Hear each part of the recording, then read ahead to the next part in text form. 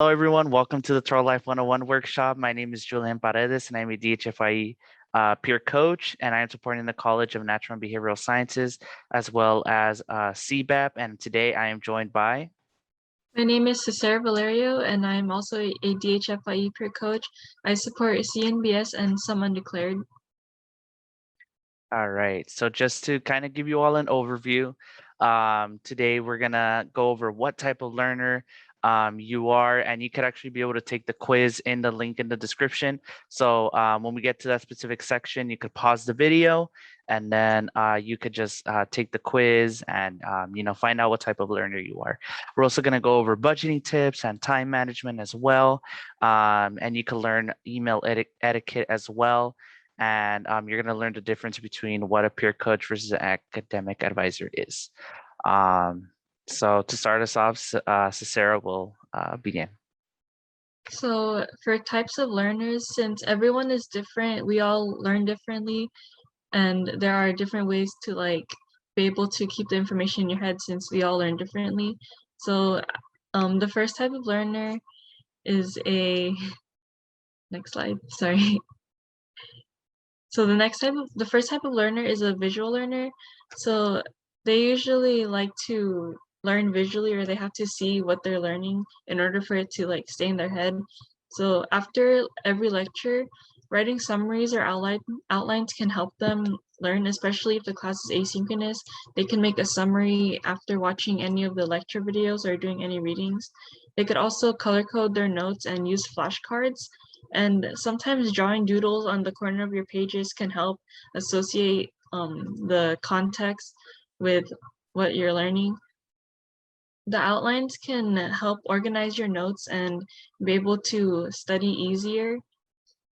And reviewing PowerPoints or reading the textbook before class can also help you learn if you're a visual learner. Next slide. So kinesthetic learner, standing up and sitting down is different for kinesthetic learners, because if they're just sitting down all day, it might not stick in their head. So I know someone who is a kinesthetic learner, and in order for them to learn, they like to go on walks and say things out loud so it stays in their head, because they're walking and not just sitting down. So if you're reading a book, walking or doing some activity that involves movement can help the material stay in your head and helps you remember what you just read. And actively taking notes during class or while reading can help you. So underlining and highlighting important vocabulary words / concepts while you read can help your memory can help jog your memory better for future when you want to study. And color coding your notes can also help. Exercising while studying helps sometimes because you're moving, and kinesthetic learners they like to be engaged in what they're doing, and also drawing can help them, similar to visual learners. Next slide. Auditory learners auditory learners learn best when they're hearing what they're learning. So engaging in class discussions or asking frequent questions during synchronous classes can help them learn best. And if the professor is recording lectures, listening to the lectures again and again can help the material stay in their head. So if you're an auditory learner and you need to listen to what you're learning, it's important that you can find a quiet place to study, because it helps you focus on what you're learning more than focus on all the distractions that you might be hearing. And using rhymes or acronyms can help. I know some auditory learners also like to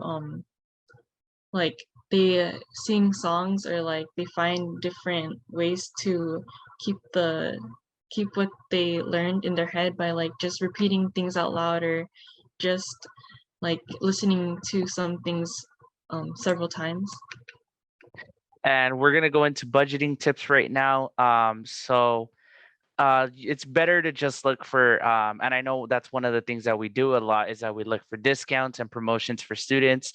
There are a lot of companies and a lot of different resources that have discounts specifically for students. I know a popular one is like Spotify Premium. I know that they have a student discount. So, always looking for specific companies that do offer these things like car insurance or cell phone companies as well as electronics. So that's a great way to start, with budgeting and to help limit the amount of money that you spend. And there's also creating a monthly budget plan, which does help out a lot because you can really pinpoint what is coming through, what you're getting in for income and then what you're also spending. So it really does help out if you create these plans because you can truly also separate like what is needed and what is wanted. What is wanted could be saved up. You could save up specifically or have a small portion of that saved up for what you would want, but for your needs like food and essential things, those are the things that would kind of be more important. So you could focus more on those. Um, and of course, learning about smart credit use. So making sure that you're not, spending more than you should. Having a spend limit is would help out a lot because you could truly be able to again, just like in your monthly budget plan, be able to limit how much you do. And there's also, I know some cards offer like cashback, which could be a great help, especially when you're spending, even if it's a little thing like gas or groceries. I know that some uh, banks or so, they offer cashback and rewards that you could all use. And also looking for sales, like even if it means like saving up for coupons, like finding those or like finding deals on textbook. Specifically, I know that like Chegg, like sometimes they have discounts that you could use for textbooks and all of that. So finding what's convenient.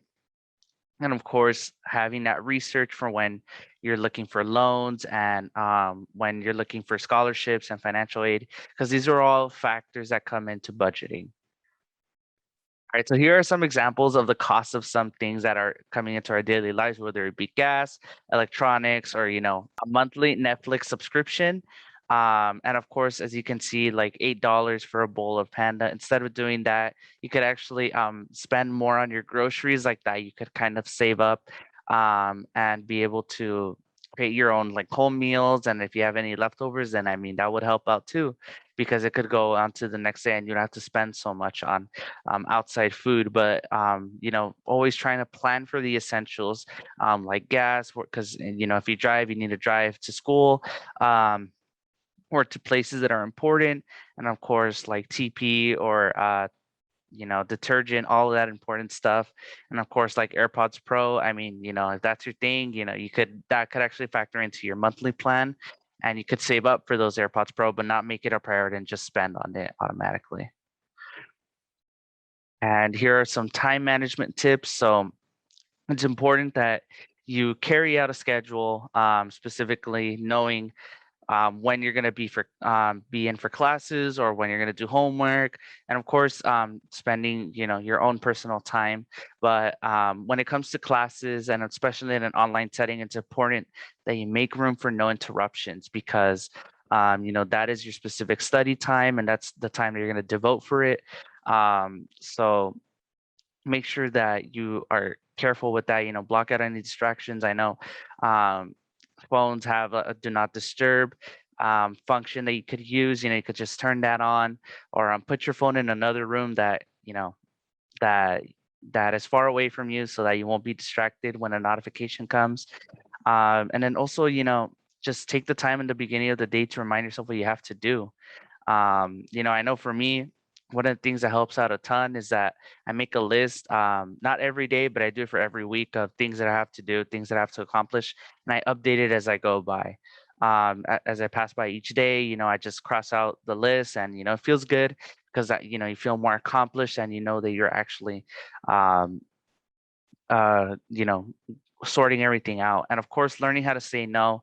I know it's hard to say no sometimes, when you want to go out with your friends, but then, you have to study. So, you also have to prioritize, like you have an education that you're going after.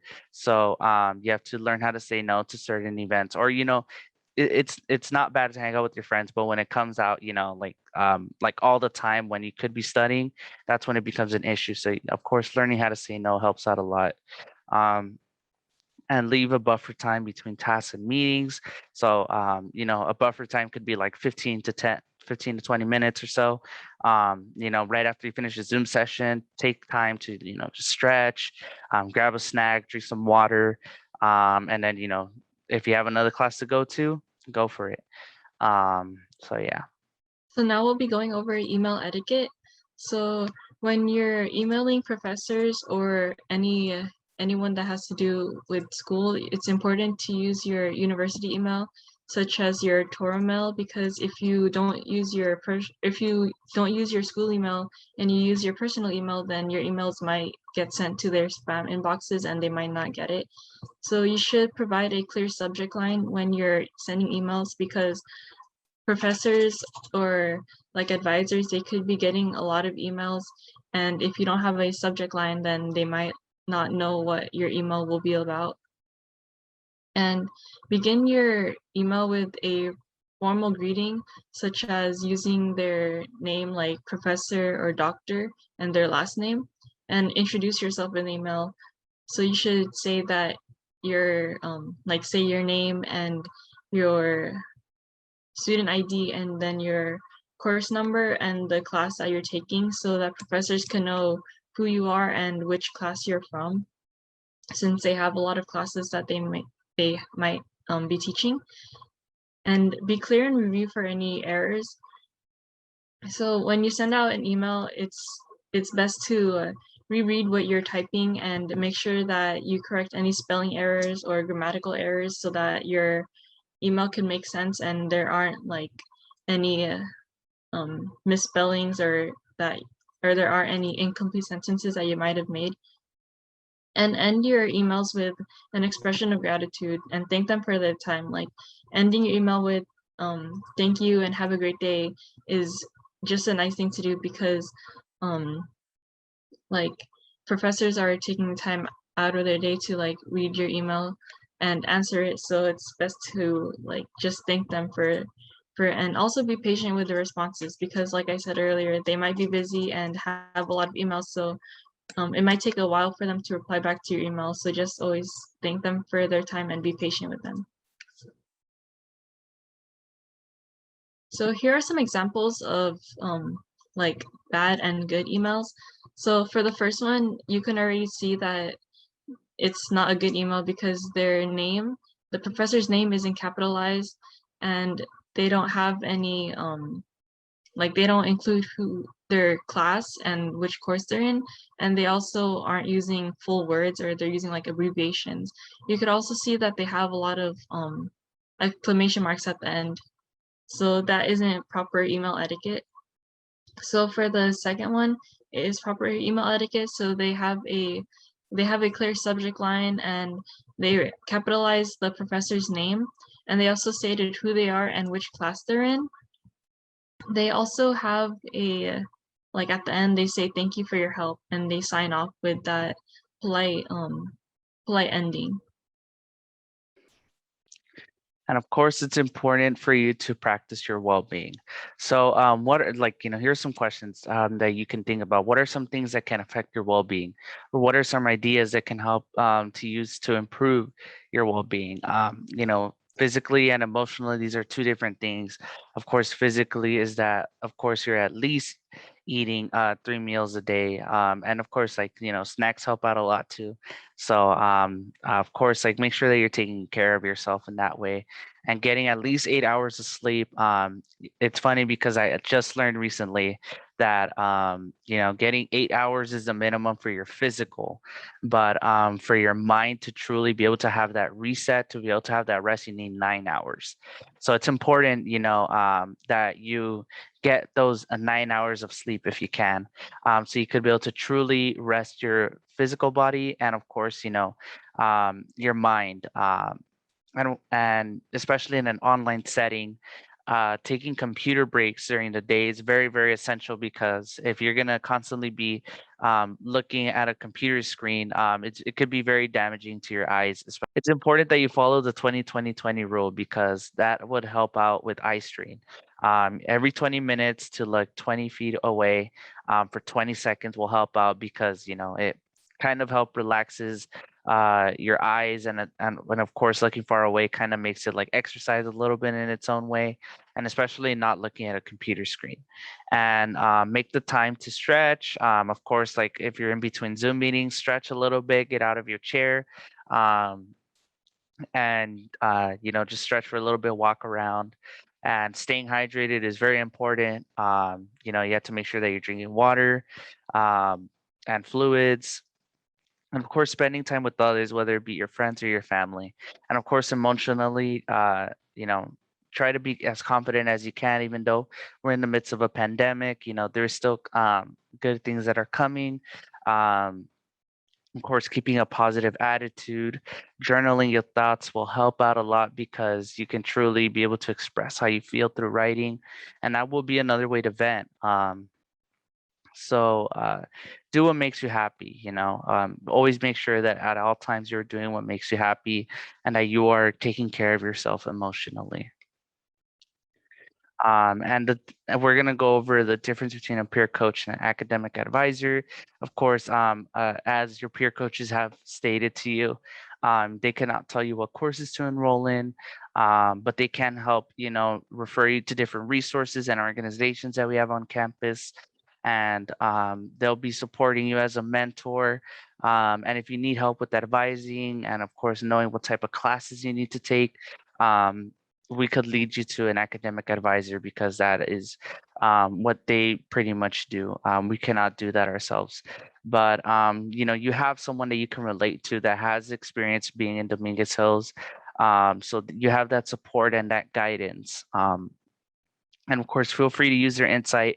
Feel free to ask them any questions about campus, and they'll be able to answer your questions. And of course, an academic advisor helps you understand your academic requirements report. So it's very important that you meet with them, so you could truly be able to understand how it all works.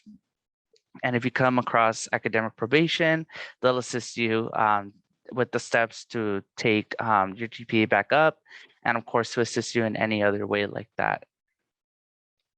I wanted to thank you all for viewing this video.